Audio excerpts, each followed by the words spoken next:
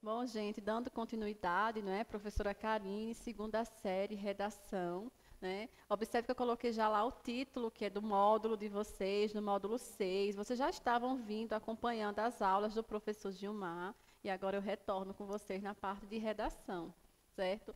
Então, eu coloquei assim, ó, o título do próprio, eu adorei esse título do módulo, porque realmente a gente se vê nesse título, né? Opinião, quem é que não tem uma opinião sobre algo? Normalmente até a gente diz isso no nosso dia. O que é que você pensa sobre isso? Qual a sua opinião? Você acha o quê? A gente usa esse termo, né? Você acha o quê? E há quem fique ali, não é, mais reservadozinho, sem querer expor, né, o que pensa, né, às vezes por uma timidez, uma insegurança, e há quem fale mesmo sobre quaisquer temáticas. A gente diz até pela sala de aula, quando a gente propõe uma discussão, um debate, há quem levante a mão e fale o que pensa, e aqueles que ficam mais quietinhos, reservadinhos, e normalmente opinam de forma escrita, né? Então, quando ele diz opinião tornada pública, né, se você publicar, não necessariamente colocar nas revistas, né, nos artigos, aí, como ele colocou ali, artigo, fazer essa divulgação de fato, mas você você, na verdade, observar esse cotidiano, essas características do nosso dia a dia, para formar a sua opinião. Eu até coloquei isso no plantão com vocês, não foi, gente? Quando a gente estava lá falando sobre mobilidade urbana, e eu falei o nosso olhar para o nosso dia a dia. E isso forma também a nossa opinião, mas não é somente esse olhar do nosso dia a dia. A gente precisa alcançar uma variação de opiniões, a gente precisa procurar uma fundamentação teórica. Então, foi o que eu conversei com vocês no plantão. Aí eu falei, qual a opinião, por exemplo, de um engenheiro de tráfego sobre a questão da mobilidade urbana? Né? Então, qual a opinião de pesquisadores sobre a questão da mobilidade urbana? Qual a opinião realmente de um psicólogo? Né? Quando se fala em mobilidade, lembra que eu comentei com vocês, quando se fala em mobilidade urbana, a gente viu uma crescente onda de estresse, não é? Devido ao trânsito caótico. Então, enfim, vários fatores vão levar a gente a ter essa opinião tornada pública e nos situar no mundo. Saber o que a gente pensa, não é só o olhar do outro, a gente também tem o nosso olhar. E a gente vai juntando essas ideias para formalizar ali um texto. Quando a gente fala em opinião e situar-se no mundo, a gente vem com os gêneros textuais. Não é somente o texto dissertativo, argumentativo, que tem aquela estrutura. Como a gente fala muito, não é, gente, no dia a dia da sala de aula, né, quando a gente estava falando muito sobre texto dissertativo, parece até que é somente o texto dissertativo, argumentativo, que tem essa estrutura, introdução, desenvolvimento, conclusão. Mas não. Esses gêneros aqui que aparecem entre o capítulo 16 até o capítulo 18 de vocês, que é o módulo 6, nesses capítulos aparecem os gêneros argumentativos. E quando eles falam aqui, ó, o que é que eles têm em comum aqui? Claro, a estrutura é muito parecida. Nós vamos trabalhar na aula de hoje e na próxima aula essas características muito mais presentes, não é? Nesses gêneros argumentativos. Mas nós temos aqui a principal similaridade, em comum, na verdade, entre esses gêneros, que é a argumentação. Né? Você argumentar é você dizer, fundamentar a sua opinião. Qual é a sua opinião? Qual é o seu argumento? Então, quando a gente coloca aí as diversas temáticas, não é? Então você fala sobre aborto, não é? A gente fala sobre a questão da redução da maioridade penal. Vou pegar aí os temas polêmicos, eutanásia, pena de morte. E aí você diz assim, eu já fiz debate com vocês, com as turmas, não é? Mas com vocês, de alguns alunos dessa turma, lá no 9º ano, e pena de morte. Eu sou a favor. Aí o outro diz, sou contra. Sim, quais são os seus argumentos? Defenda seu ponto de vista. Então, nós temos aqui presente nessa argumentação essa defesa do ponto de vista. Né? E quando ele fala de ponto de vista, recorre justamente essa opinião que você pensa. Perceberam, gente? Aí nós temos o editorial, a gente vê muito, mas a gente vai ver já já alguns, eu botei alguns slides que mostram isso, mas ó, o editorial, carta do leitor, o artigo científico, se preparem aí para o mundo da universidade, vai ser muito solicitado o artigo científico, a resenha, que a gente já, inclusive alguns, né, ou quase todos esses gêneros, a gente já solicitou de vocês muito em sala de aula, né? A resenha, a crônica argumentativa e o artigo de opinião. Lembrando que esses gêneros aparecem entre o capítulo 16 ao capítulo 18. No próximo slide, eu trouxe para vocês, ó, no nosso dia a dia, argumentamos o tempo todo. É uma parte inicial do assunto, né? De maneira informal, como queremos convencer. Observe que essa defesa do ponto de vista nada mais é do que você quer que o outro, na verdade, né, ou pense como você. A maioria das vezes é assim. Quando a gente defende nosso ponto de vista, você normalmente quer que o outro pense como você pensa.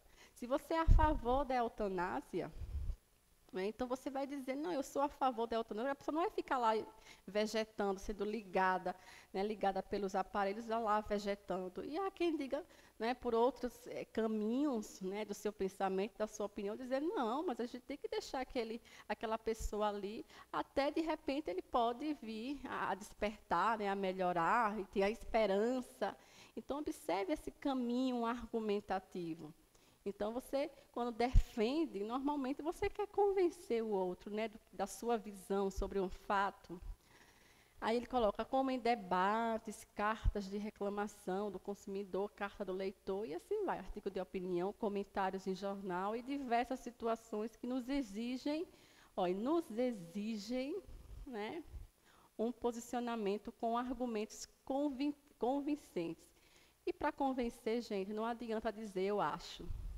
Esse achismo não vai convencer. Você precisa de fatos, você precisa de estatísticas, e eu estou me referindo mais a essa questão formal, certo? Aí vamos ver aqui um exemplo. Não pude, olha só, viu? Não pude fazer a tarefa porque, olha só como ele defende o ponto de vista dele. Ele quer convencer mesmo, né, a professora ali, provavelmente. Ó, não pude fazer a tarefa porque meu computador pegou um vírus e esse vírus contaminou meu lápis e minhas canetas. Quantos não já contaram aquela velha historinha em sala, por que não trouxe a atividade? E olhe que eu já me comovi, viu? Porque foram cada história que me contaram já, e eu fiquei comovida. Conseguiu me convencer. Até adiei a atividade, já até adiei datas de trabalhos, né? De projetos. Ai, professora, estamos cheios de trabalhos, professor passou tal trabalho, professor tal, primeiro do que a senhora. Eu já ouvi muito isso. Oi, fulano, eu disse, mostre, prove, cadê? Quando foi que a professora passou a atividade? Eu quero ver a data do caderno. E aí, iam mostrando um fato, ia mostrando o outro. Eu disse, e você, o que é que você faz? E aí, aos poucos, aquele quantitativo de alunos me convencia. Me convencia, eu até chegava a mudar as datas e botava um pouquinho mais depois, certo? Então, esse é um dos papéis da argumentação, e esse é o papel mais importante, é você até convencer o outro. Olha que eu já mudei de opinião, para vocês verem o papel da argumentação. Eu tinha uma determinada opinião sobre a pena de morte, até assistia a um documentário. Não vou indicar por causa da faixa etária, certo? Eu acho forte as cenas e tudo. Não vou fazer indicação, tá bom? Mas quando eu assisti a esse documentário, e ele vai mostrando as execuções, né, das várias partes do mundo, falando sobre a pena de morte, aí eu disse, então agora... E fala também sobre a questão do próprio Brasil, né, contextualizando. Então eu repensei e mudei de opinião, tá bom, gente? E a gente pode, sim, mudar de opinião no meio do caminho. Bom, e aí agora a gente vem com uma característica. Lembra que eu falei para vocês que eles têm em comum a argumentação. O que eles também têm em comum aqui? A estrutura. Vocês viram lá no primeiro slide, né? Qual é a estrutura? Introdução, desenvolvimento e conclusão. O que eles também têm em comum? A argumentação, essa defesa do ponto de vista. O que eles também têm em comum? Essa linguagem, não é? Vocês vão ver que esses gêneros aqui, eles vão, na verdade, exigir uma linguagem mais formal. Ninguém vai colocar aqui gíria num artigo científico. Ninguém vai colocar no editorial erros ortográficos, deslizes, não é? Vamos falar assim, deslizes, né, da língua. Né? Ninguém vai colocar aqui, apesar de ser uma crônica, né, que normalmente vem com um olhar de quem faz, né, uma narrativa, né, mas a gente não vai colocar aqui termos do nosso, gírias, por exemplo, termos do nosso cotidiano. Então, nós temos em comum a estrutura dos gêneros, a estrutura, a argumentação, e nós temos também em comum, gente, acrescentem a linguagem. É uma linguagem formal, sim, né? Seguindo aí as normas padrão. Nós temos o editorial. O editorial, ele é muito visto. Onde é que a gente vê? Qual é o canal, né? Por onde vai passar essa mensagem? Onde é que a gente vê o editorial? A gente vê normalmente em publicações de jornais. Hoje, na verdade, com a internet, né, nós temos sites, não é? Sites de jornal. E é feito por alguém, né? Claro, o pensamento de alguém. Normalmente, esse editorial é um espaço reservado, né, numa revista, do jornal, para publicar ali a opinião do editor, né, de quem escreve. Então, normalmente, ele pega uma temática social para poder expor a opinião dele, a opinião tornada pública. Perceberam? Situar-se no mundo, contextualizar. E aí ele vem, eu coloquei um editorial aqui, ó, de 2014, mas uma temática atual, com certeza, né? Pequenas corrupções. Aí quais são as características? Ó? Persuasiva. Observe que ele vem com essa defesa do ponto de vista, ele quer convencer a partir da opinião dele, né? Usa uma linguagem impessoal, em terceira pessoa. E a experiência tem demonstrado, não vai colocar, eu penso que a experiência, perceberam a diferença? Ele pessoaliza, né? A experiência, ela, terceira pessoa, né?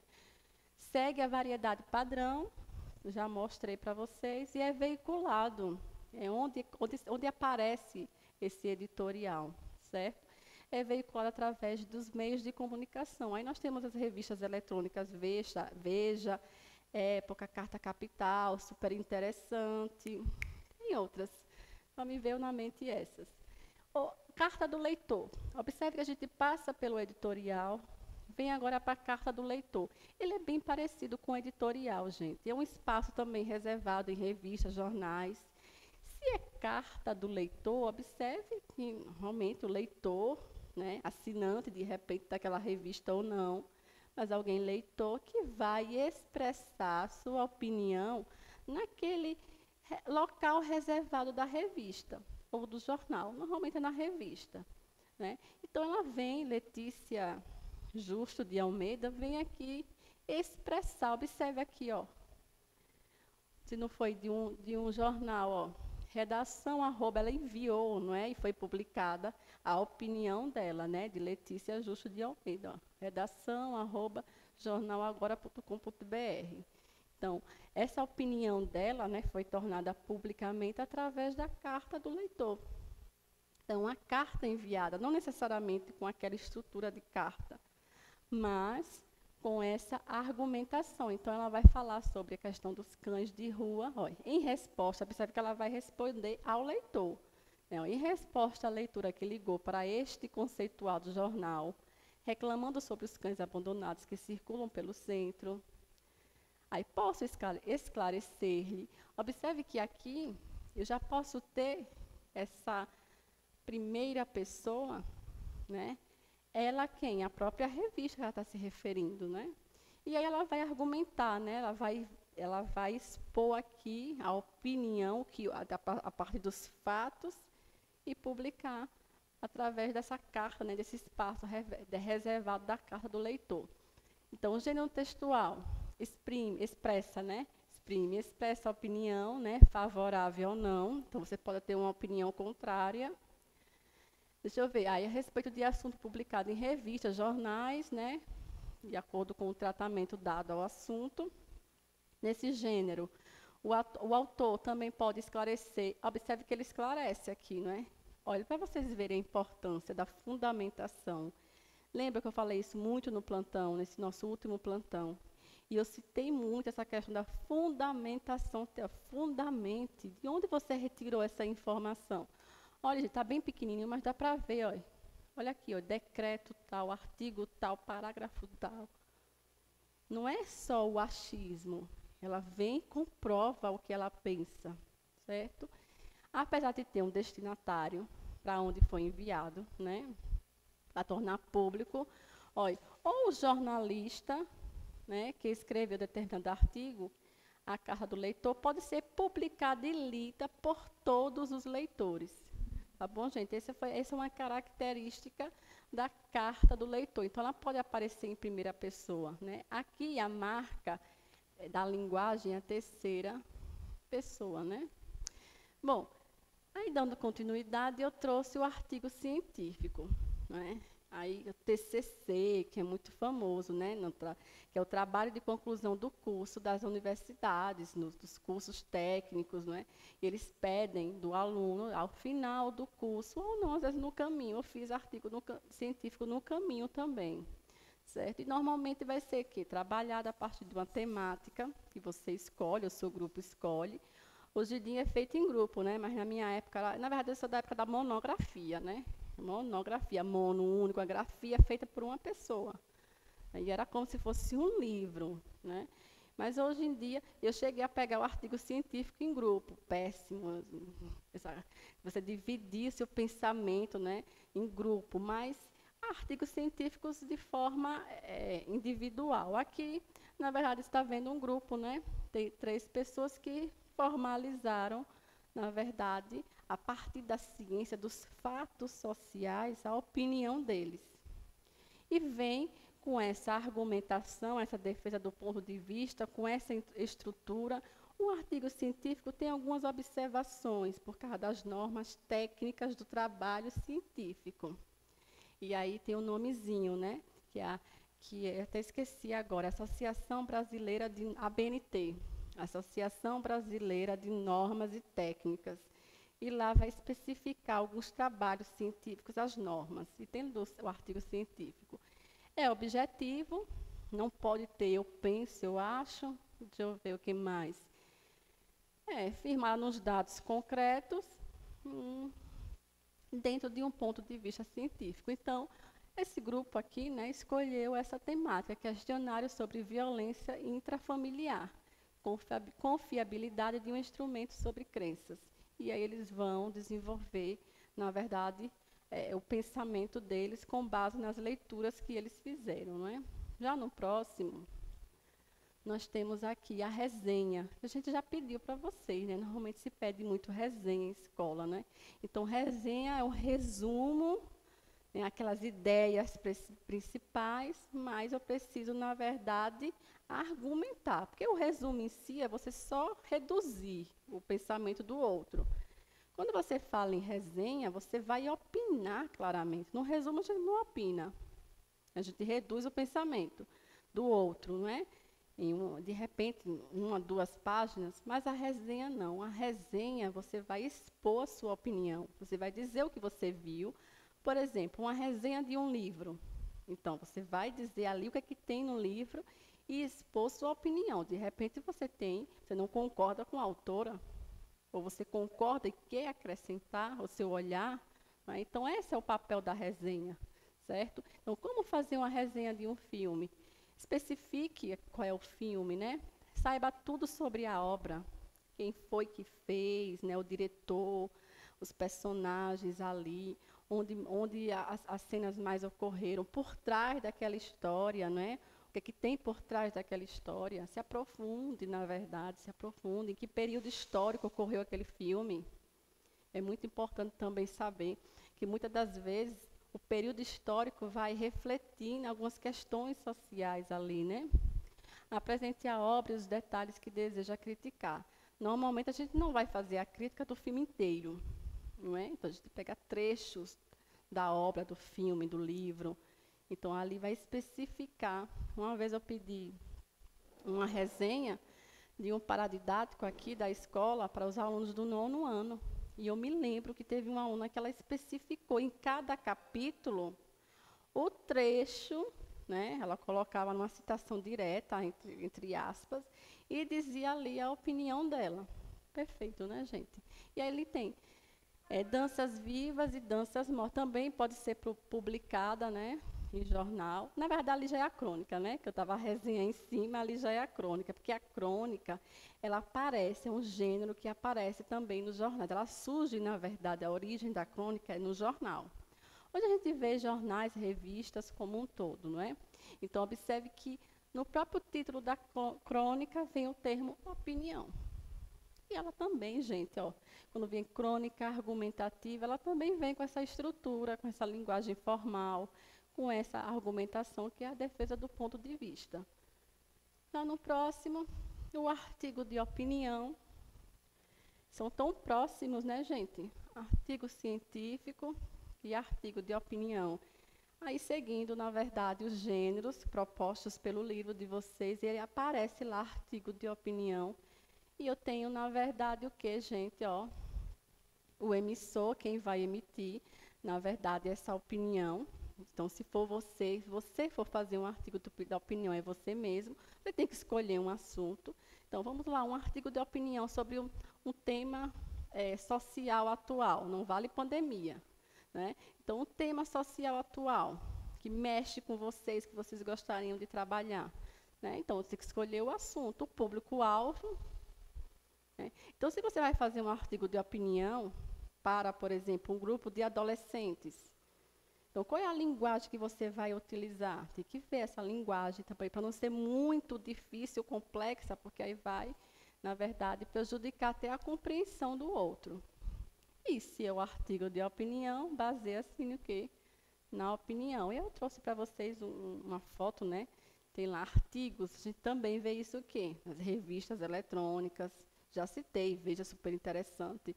Isto é, Época, Carta Capital, todas de circulação aí, e tem na internet. Tem pessoal que tem partes que é para assinante, né? Mas as partes que não é para assinante, dá para a gente ler, viu, gente? Então, tem um tema ali, que Marcos Abraão. Bom, tem aqui uma legendazinha de quem é esse homem aí, mas tem um tema, justiça social. Então, ali vai ter a opinião, né, de Marcos, e aqui tem um trechinho destacado, né, esse trechinho destacado da opinião dele, né, já para instigar a gente, né? Isso eles gostam muito de fazer isso em revista, né, que eles vêm, na verdade, com uma manchete, né, com uma frase impacto. Uma manchete não, começa com uma frase impacto, tem. Aí tem. A justiça social é uma concepção distante da nossa realidade, fortemente marcada pela desigualdade. E ali, de repente, com essa frase, instiga a gente a querer saber o que é que Marcos Abraão tem para dizer para a gente. Então, esse é um dos objetivos, né, do artigo de opinião, seguindo aquela estrutura. Bom, essas não se assustem. Observem, calma, porque aqui, como eu coloquei abaixo, foi para visualizar. Ao invés de eu colocar assim, lado a lado, eu disse, não, eu vou colocar assim, em letras maiúsculas, para vocês observarem e não se perderem. No capítulo 16, ó, só é seguir. O que foi que a senhora fez, professora? Eu fui escolhendo nessas páginas quais foram as questões que abordam os gêneros. Claro que tem muitas questões desse gênero, mas que eu considerei mais importantes, viu, gente? Assinale as questões com maior dificuldade, que no plantão a gente tira as dúvidas. Até a próxima.